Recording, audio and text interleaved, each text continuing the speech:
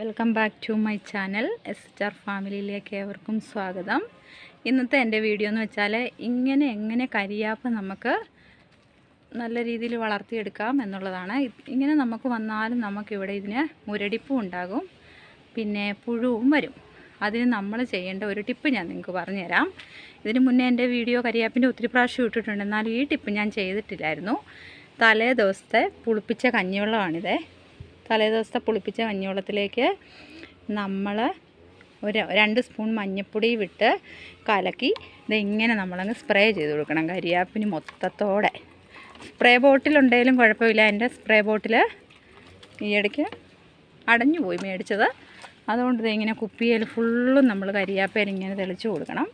അപ്പോൾ ആ കരിയാപ്പിൻ്റെ മുരടിപ്പ് നമുക്ക് മാറിക്കിട്ടും.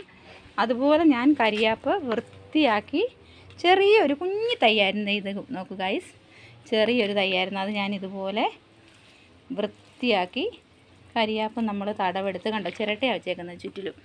ചിരട്ട കമഴ്ത്തി ചാണകപ്പൊടിയൊക്കെ ഇട്ട് സെറ്റാക്കി എടുത്ത കരിയാപ്പും തൈയാണ്.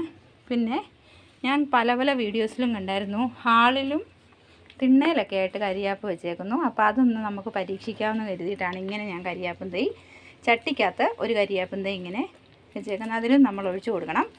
ഈ ടിപ്പ് എന്ന് പറയുവാണെങ്കിൽ നമ്മൾ ഒരാഴ്ചയിൽ, എല്ലാ ആഴ്ചകളിലും ഒഴിക്കേണ്ടതില്ല, മാസത്തിൽ ഒഴിച്ചു കൊടുത്താൽ മതി നമുക്ക് ഈ ടിപ്പ്. പിന്നെ ചിലർ കഞ്ഞിവെള്ളത്തിനകത്ത് വിനാഗിരി ഒഴിച്ച്, ശകലം ഒരു നുള്ളു വിനാഗിരി ഒഴിച്ചും നമുക്ക് ഈ ടിപ്പ് ചെയ്യാവുന്നതാണ്. അപ്പം നമ്മുടെ കരിയാപ്പിൻ്റെ മുരടിപ്പും പിന്നെ ഇല ഒരുമാതിരി വെളുത്തൊക്കെ ഇരിക്കും പന്നയായിട്ട്, അതൊക്കെ പോകും. അപ്പം നിങ്ങളെല്ലാവരും ഈ ടിപ്പൊന്ന് ട്രൈ ചെയ്ത് നോക്കിയിട്ട് അഭിപ്രായം പറയണം. ഇപ്പോൾ എൻ്റെ കണ്ടോ പൊട്ടിക്കിളുക്കുന്നുണ്ട് കരിയാപ്പ്. നമ്മൾ ഒടിച്ചാണ് എടുക്കുന്നത്, ഇല ഊരിയല്ല എടുക്കുന്നത്. അപ്പോൾ ഇത്രേ ഉള്ളൂ ഇന്നത്തെ എൻ്റെ വീഡിയോ. എല്ലാവരും ലൈക്ക് ചെയ്യുക, ഷെയർ ചെയ്യുക, കമൻറ്റ് ചെയ്യുക. അപ്പം ബൈ.